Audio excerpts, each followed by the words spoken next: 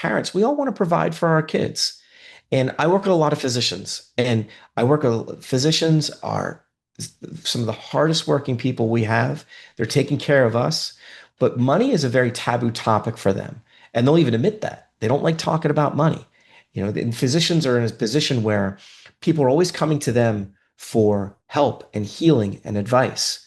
And money isn't really something that's typically in the physician's wheelhouse. Right. I have a client who's told she's brilliant. She's absolutely brilliant, and she's really sarcastic too. So it makes her hilarious. But when we talk about her investments, she's like, Eric, I can tell him like she's not really loving it. Where I'm geeking out, and I think how great this is. And she's like, Eric, do you realize I'd rather have my eyeballs tattooed than go through my investments? So physicians have this situation where they want to be able to provide, but if they can't provide to their kids, they can give them these 5 steps. And then the 5 steps helps put the kid in a great place for their own financial wellness. I'm Sherry Jonas, and this is Launch. My guest today is Eric Mangold, the founder of Argosy Wealth Management. Eric's journey into the field of financial planning was deeply personal. He grew up watching his hardworking father battle illness and saw the toll that financial struggles can take on a family. That experience motivated him to want to help people feel more secure about their financial future. For over 13 years, Eric has not only saved his clients millions in taxes, but has guided them toward financial freedom with strategies built on both expertise and empathy. Today, he's here to answer the questions that so many parents secretly worry about. Am I on the right track? Will I have enough to retire? And when can I retire? He'll also be offering his expert advice on how parents can help their young adults avoid common financial pitfalls and build smart money habits for the future. Don't forget to hit the subscribe button so you never miss an episode of Launch. Let's get started. Thank you for joining me today on Launch. Thank you for having me. I really appreciate you being here. You know that when I talk to parents who are in their 50s and 60s, who still have an adult child dependent on them, whether or not they're living at home, one of their biggest concerns is money. They are really worried that they are not going to have enough to retire. And I hope that today that you can provide us with some advice, answer a few questions, and, leave the listener with, something that they can work toward, because that's what I think that most people need today is some answers and a plan. Yeah, I have a saying, and I can't say it's my saying. It's actually from the Boy Scouts, but the saying is the time to have the map is before you enter the woods, and applies for scouting and hiking, obviously, but also for retirement. You got to have that map way before you start retiring and you retire. I love that. I love that. Okay, but before we dive in, can you give us a sense of what the average mature parent is actually facing today? I mean, when it comes to retirement plans, like how prepared or unprepared are they? I think that will help our listeners to realize that they're not alone. Yeah, I would say not very prepared is the answer. And I think the statistics and studies and surveys show and also there is a retirement conundrum in this country. And the way it used to work is you would work for the same company for 30 or 40 years to give you a pension. You would retire at 65 on your pension, on Social Security, and whatever savings you had. Maybe it was a little nest egg or something you put aside every now and again. But the majority of the responsibility for your retirement was based upon the company you worked for, because they gave you a pension, and the government, Social Security. The smallest amount of responsibility is your own nest egg. Well, that entire retirement pyramid, if you will, has been shifted on its head. Now, pensions are very, very rare, if very hard to find them, unless you're maybe a cop or a firefighter or a teacher. Mm-hmm. Social Security is still going to be there. There's a lot of doom and gloom about Social Security, but it's still going to be there in some shape or form. We can have a whole conversation about that. But the biggest part of one's own retirement is now their own responsibility. It's the nest egg. The nest egg is now the biggest part. Right. And I think a lot of people don't realize that. And when they do, it's a little bit of a wake-up call. Mm-hmm. Yeah. So, and I agree with you. I think when you feel that you're not alone, it almost gives you a sense of comfort, and that's good. But then it's like kind of what you were saying earlier is you got to take action here because when we were kids and we were playing hide and seek and tag or whatever, and somebody kind of bent the rules a little bit, and everybody was like, "All right, you kind of bent the rules. We'll have a do-over." You Yeah. start the game. You start the game fresh, right? Well, when you get to retirement, there are no do-overs. Right. What you have is what you have. You can't rewind the clocks back and say, I wish I started saving 10 years earlier. I wish I saved this. I wish I did this. It's not, whatever you have is what you have. Yeah. Do you have any statistics for us? Yeah, I mean the statistics are kind of scary, and and I don't, about 38% of Americans aren't saving anything for their retirement. 50% of Americans feel that they're not. I hate this statistic. 50% of Americans feel they're not going to have enough money in retirement. And what does that mean, really? Okay, you're not going to enjoy retirement to the fullest. Mm. You've worked and worked and worked and worked, and you feel like you're not going to have enough to enjoy retirement. That's an awful statistic. Mhm. And and there's a quarter of Americans who have no savings. So the statistic that really bothers me, the one though, is the one about people feeling how they're behind in retirement. They're not going to have enough money in retirement because none of us want to get to retirement and not being able to do the things we want to do, whether that's travel, see the grandkids, you know, play at the golf course, join the golf course, buy the boat. Everybody wants those things, but thinking that you're never going to be able to achieve them is a horrible place to be. Yeah. Recently I read that 64% of Americans worry more about not having enough money when they retire or running out of money when they retire, more about that than they do about dying. Well, absolutely. And Shari, they redo that survey every couple of years and it's always the same. It's always the same. I'd rather die before I run out of money. Yeah, honestly, I can relate to that. And not because I put more priority on money, because first of all, I'm not afraid of dying, but I would be very uncomfortable living without any money, 100%. right? We have another little saying. We have a lot of catchphrases in there saying, but Okay. running out of money before you run out of breath is never a good strategy. Mm. And I mean, because if you think about it, we talk about now with a lot of your clients that are still working with their kids, maybe that are dependent upon them, that can flip when we get into retirement and we're Hmm. okay, do you really want to call your son or daughter and say, do you have that spare room ready for me? Oof. We need, mom and I need to move back in because we ran out of money. I Yeah. mean, what an awful place to be. What Yeah. an awful place to be. Yeah. It's funny because I think what's happening, you mentioned it, with inflation, social security, taxes, it is getting so much harder to save for retirement. And then we have more adult children living at home than ever before. So no, you can forget about your kids taking care of you, right? So yeah, it's really becoming an issue. It really is. It's frightening. First, I want to talk about parents' personal financial concerns. And then we're going to touch on what are the best practices that you can suggest for parents to help their kids with money. So here's Yeah. how I want to do this. I'm going to ask you the questions that I think many parents are wondering, and then you just give me your best advice. Okay. If I'm going to just fire them off. Okay. How do I know if I'm okay?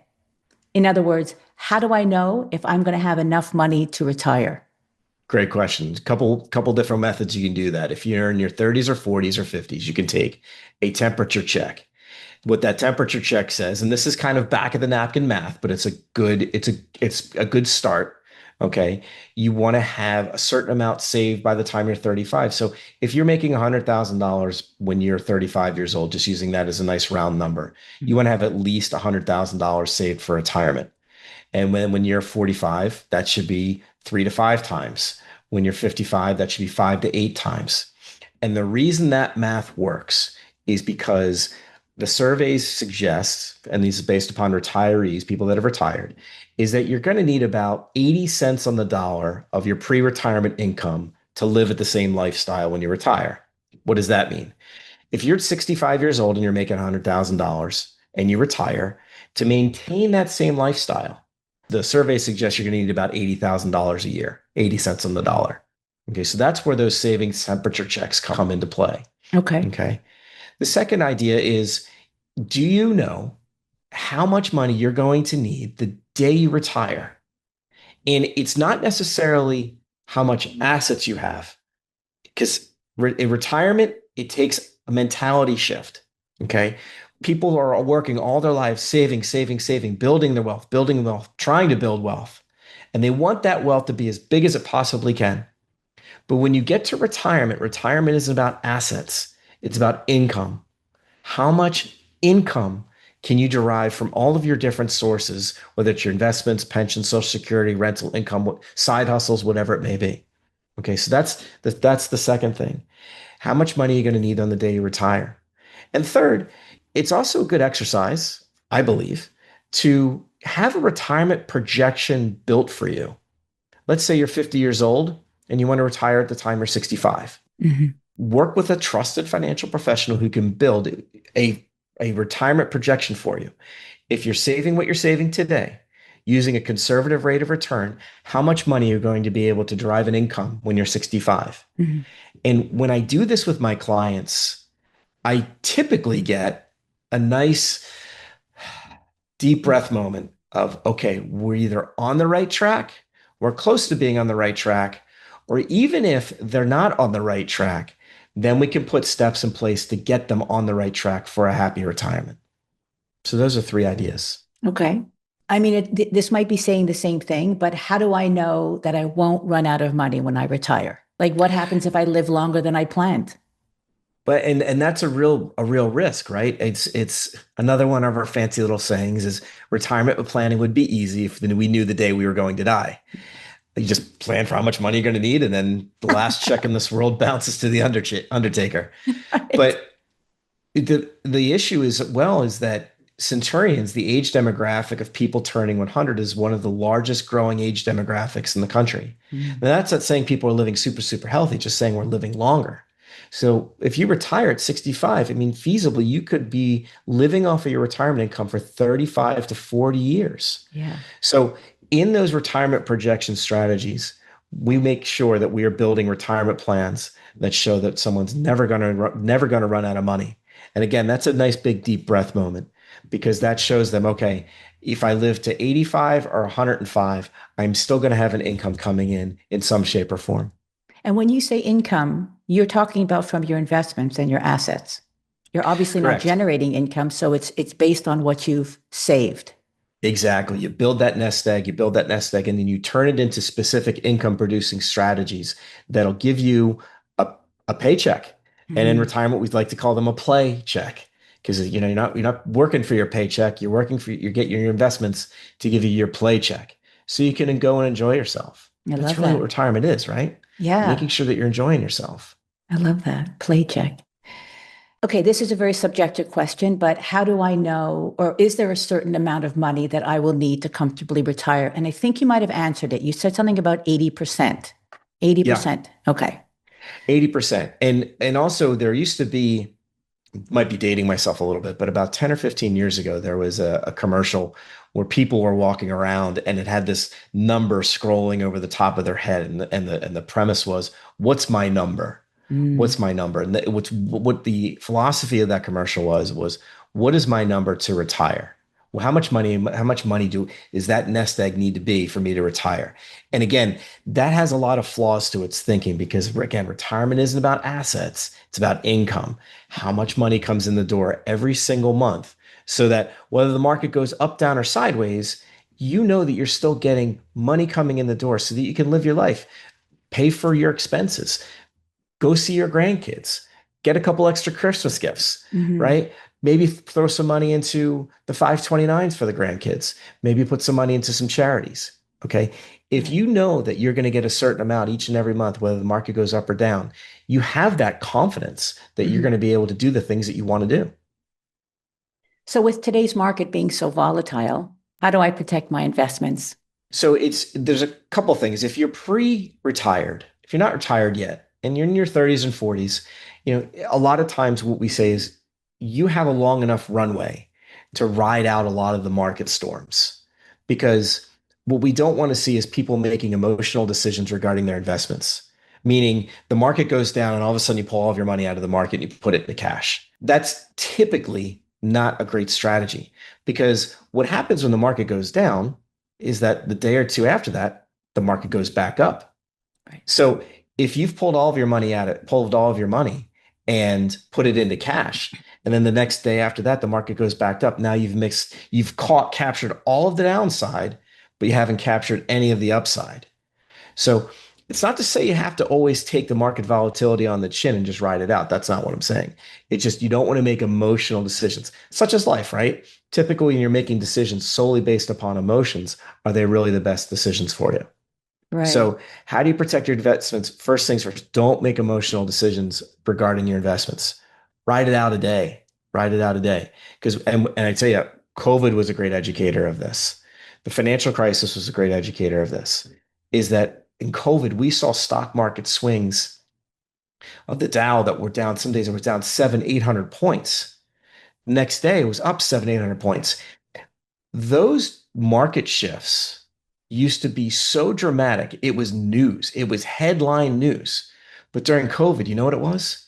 It was Tuesday. Mm. And then it was Thursday. It happens so often. So if you were taking your money out and putting it in cash and then putting it back in and then taking it out, putting it back in, the tough part about that is not you have to not make just one great decision of when to pull your money out. You got to make two. You got to decide on when you're going to pull your money out, and you have to decide when you're going to put your money in. And those two decisions are extremely hard. Great advice. But you made a reference to 30, 40-year-olds. Our market that are listening right now, they're like Hmm. our age. So they're like Yeah. 50, 60. Yeah. So is it the same advice that you can say to them? Is this don't make an emotional decision. Don't rush into anything. Don't sell stocks. Just sit. To be honest, I actually take your advice. Don't even look. I don't even look. I don't open my monthly statements. I just ignore it and just say, "I'll when I when I really really have to, I will." But I hate looking. I don't want to see those ups and downs. Yeah. And so I think for our audience, when you're in your 50s, I think the importance of having that retirement projection built is ever so more important. It is one of those things that is gives you that understanding that you are on a track and are you on the right track? And when we build a retirement projection, we're using a conservative rate of return. That conservative rate of return shows that, okay, because the markets don't move in straight lines. But if we're using a conservative rate of return, then what it's doing is it's almost flattening out the market volatility. So if you have that projection, that plan, that game plan, that strategy of what you're going to do up into retirement and into retirement, when the market is volatile, you can weather that storm a little more comfortably because you know, okay, this was a bad day in the market. Is it going to derail our retirement plans? Most likely not. Or is it? And then do we need to change course? Okay, so my last question to you is, when can I retire? Well, I guess, again, that comes down to the amount that you've saved, the retirement plan projection that you've hopefully have built, okay? Because that is going to show, can you retire at 60? Can you retire at 65? Do you want to retire at 70? And a lot of people these days don't retire at 65. No. And they're continuing going on. Now, the more you're able to work the longer you're able to work is going to be helpful because of the fact that that's going to prolong the time before you have to start taking money out of your investments. Okay. So that's a good thing too. But having that plan built it can be really so vital. Can be really so vital because again, it gives you that sense of comfort if the market is up or down, that you're able to weather that storm. Do you get clients that come to you at the age of 50 that haven't saved anything? Yes. Is it too late for them? It's never too late. It is always prudent to start, even if you're 50. And I think that's the thing too, is sometimes people get so concerned that they're starting so late. They're like, oh, I'll never have enough money. I'll be working till I'm 90. No, you can still save. You can still save, and you can still start saving for your own retirement. It's tough time when they're trying to force in the fact that they're going to be working till they're 90. And that's the belief system that they have. It's like, no, no, no, you still have time. You just need to take action on it. I'm sure you know how worried parents are about their adult kids.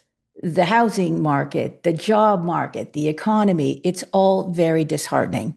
Yeah. So, how can parents start teaching their kids about money so they can start saving it and not get bogged down in debt?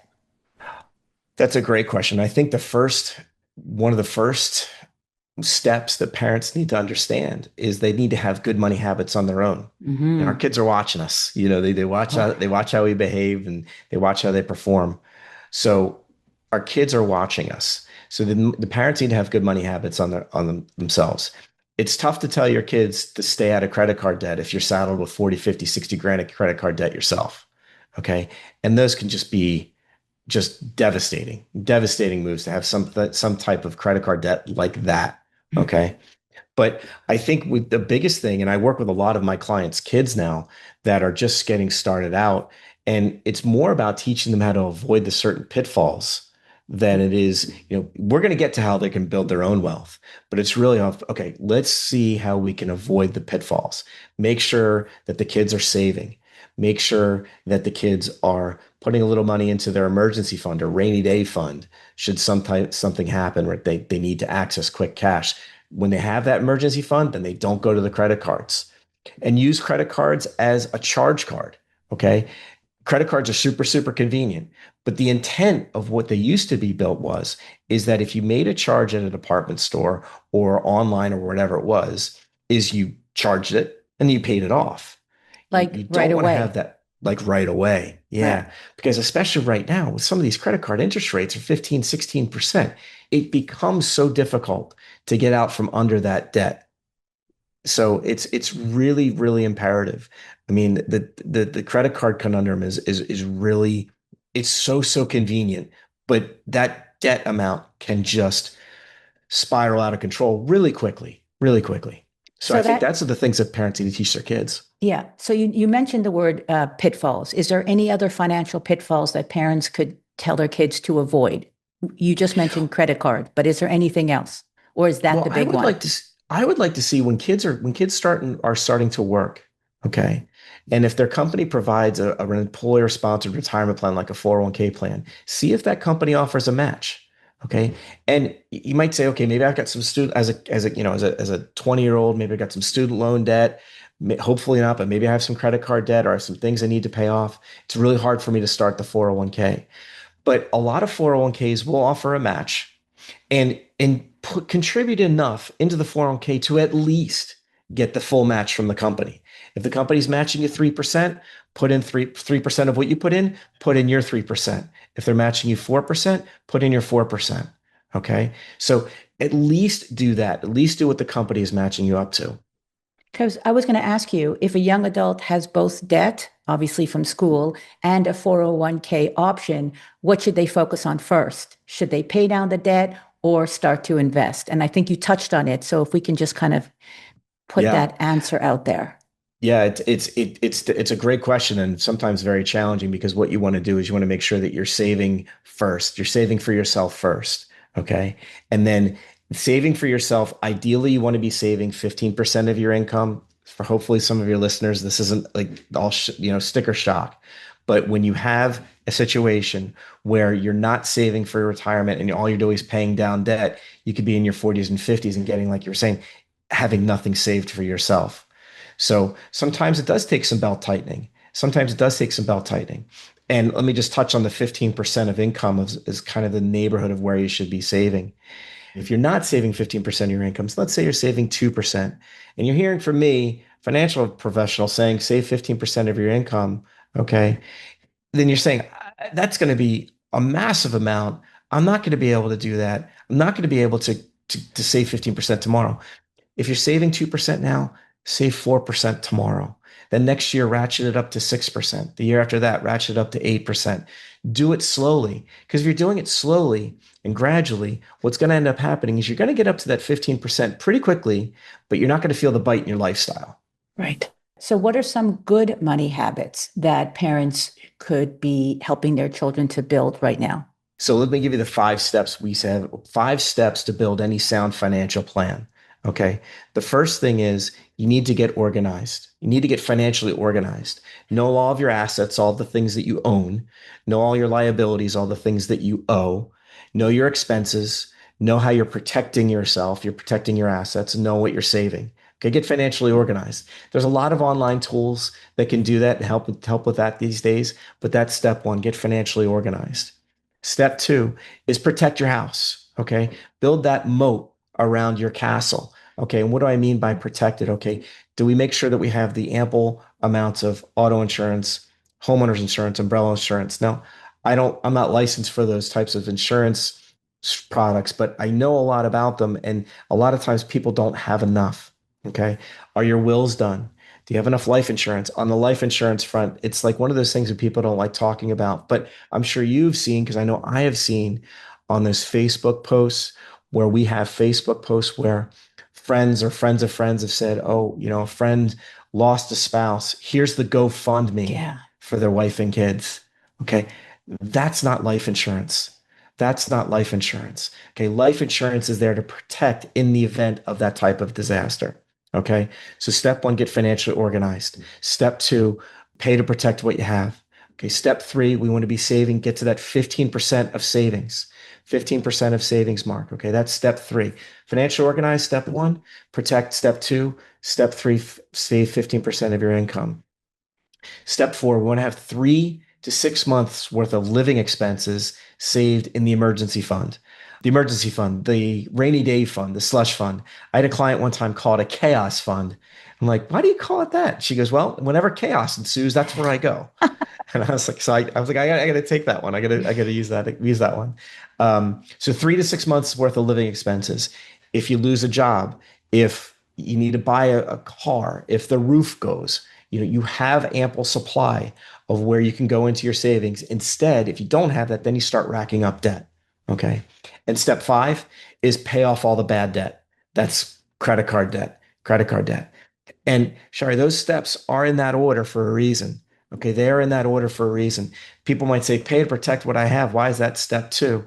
Well, if you're saving 15% of your income, and let's say your investments are going like gangbusters and you're getting 15, 20%, having a great year, but you don't have the right amount of life insurance and your spouse dies, or somebody sues you and they can take all of your assets.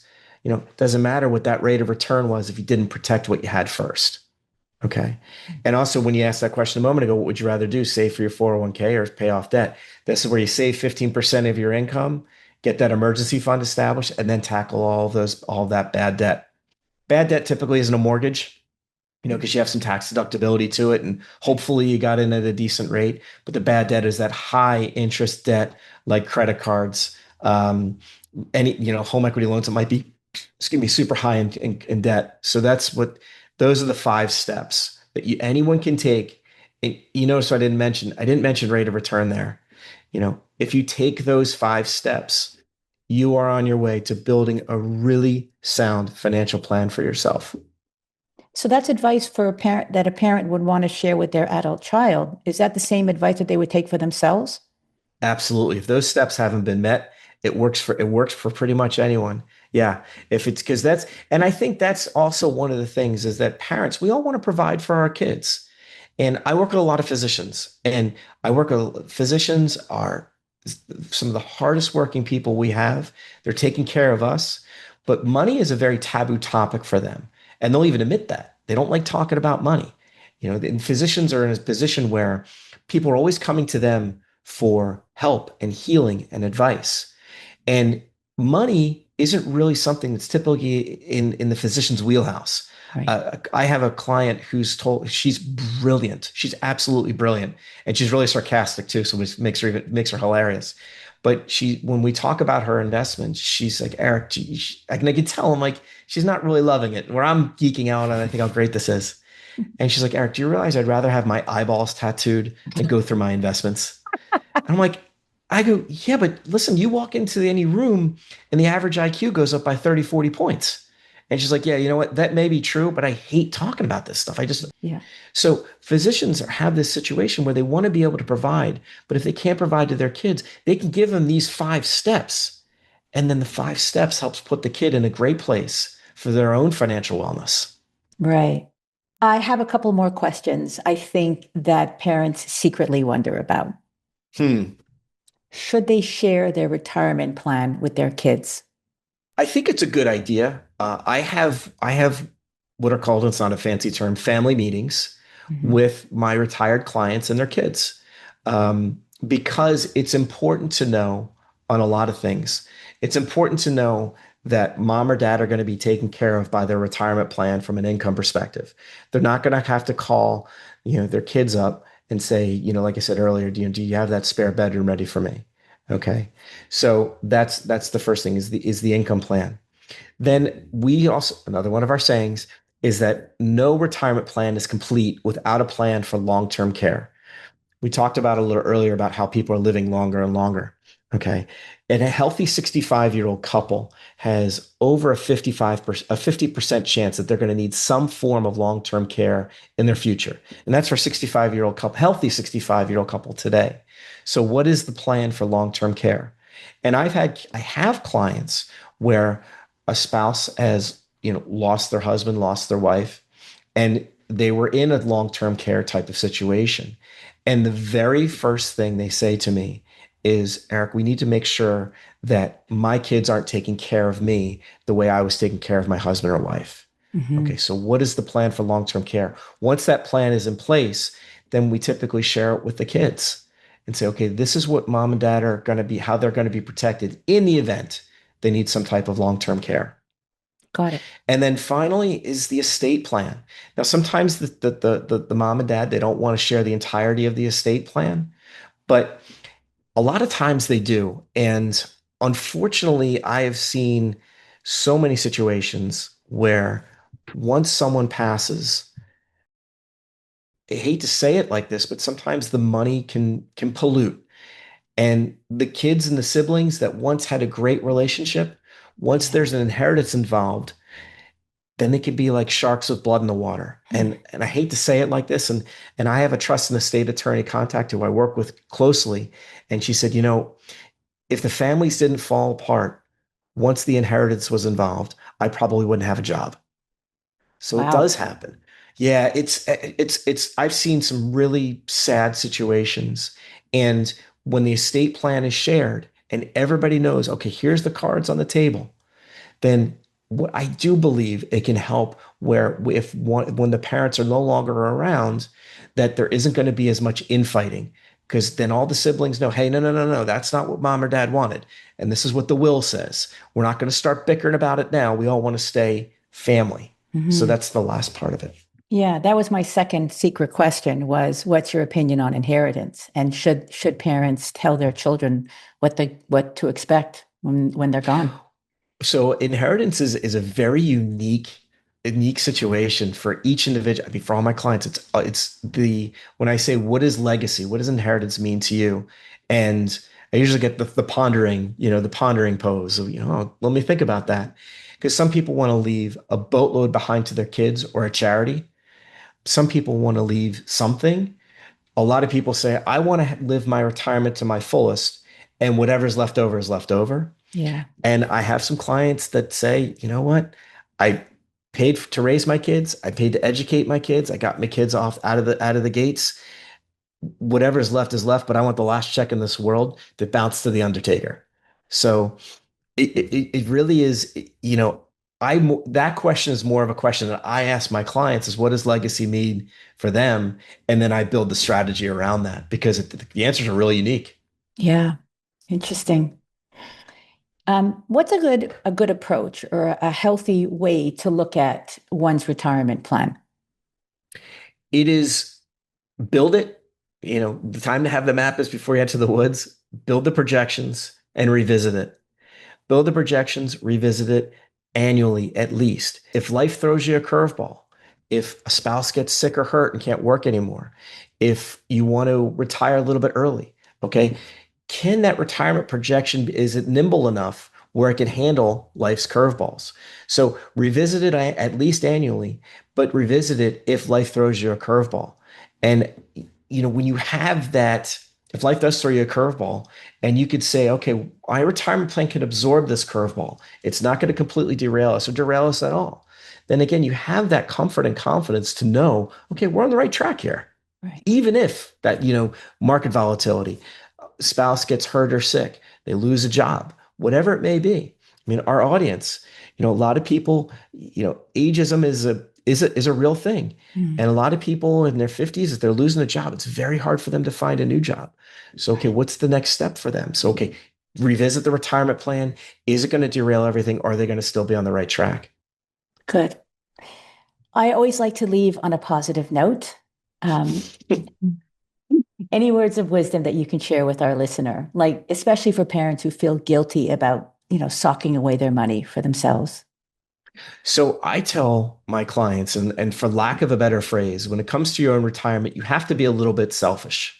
You have to be a little bit selfish because of the fact, as we touched on earlier, the responsibility for retirement is on your own shoulders. There are no do-overs. So you do have to be a little selfish. You do have to be a little selfish. There are parents, I work with a lot of parents who want to give money to their clients. And I'm working with clients right now that want to give a significant amount of money to one of their kids. And if they do that, the amount that they want to give to their kids, it's going to derail their retirement plan.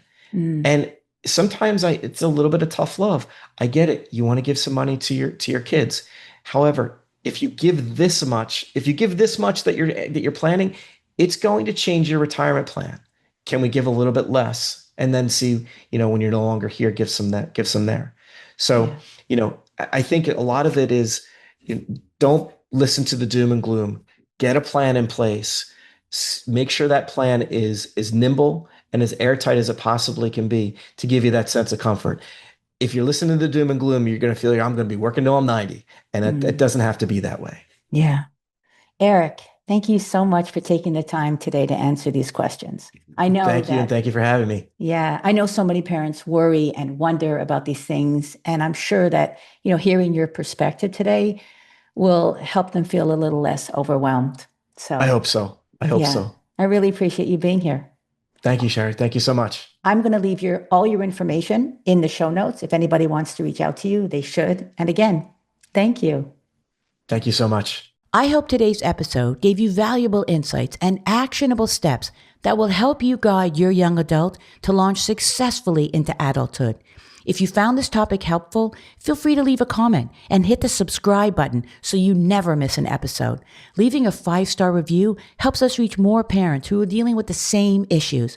And if there's something you want to ask me, I invite you to join Launch Advice, my weekly publication where I answer one question from parents just like you. It's free advice that will appear in your inbox probably when you need it the most. Just click Launch Advice in the show notes and don't forget to email me your confidential question. And remember, no one ever said parenting is easy, especially when you're raising an adult.